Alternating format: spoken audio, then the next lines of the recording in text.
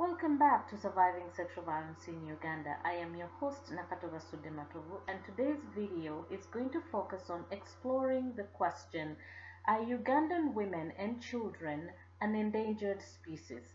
Welcome. I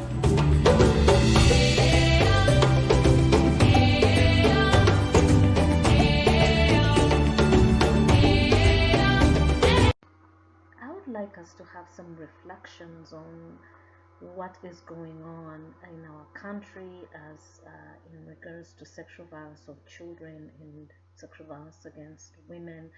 I just want to understand what your thoughts are on this issue around looking at women and children as an endangered species. And normally, again, with endangered species in Uganda and around the world, there are regulations that limit the number of ways of handling them, whether they're killed or they're preserved. I'm just wondering why, with all the high rates of women and children being sexually assaulted and sometimes murdered in Uganda, that we are not hearing this issue being taking center stage around the tables in government.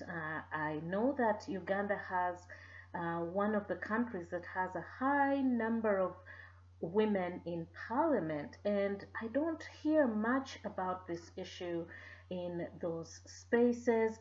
We have women in all other, even in lower government, where women are part of the communities where they have leadership roles, but we don't hear much from them.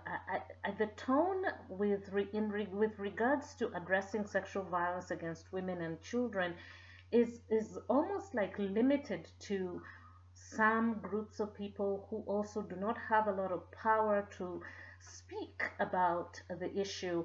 Although we hear, when we see the news, we see people who are extremely angry and speak with authority on how this issue should be, addressed appropriately, but it never seems to go anywhere.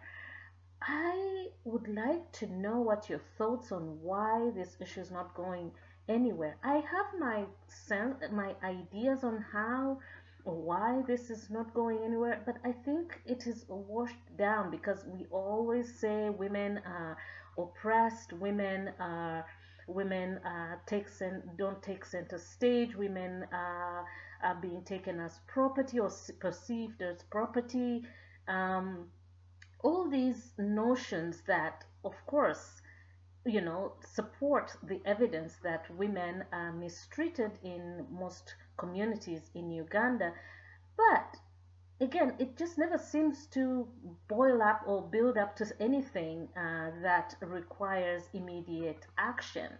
So, what do we need to make sure that we have our voices amplified so loud that women or other women leaders can take a leadership role in this issue, and just speak to it so that we all can feel like we are supported, our voices are among those that are being supported, and also that we are being heard.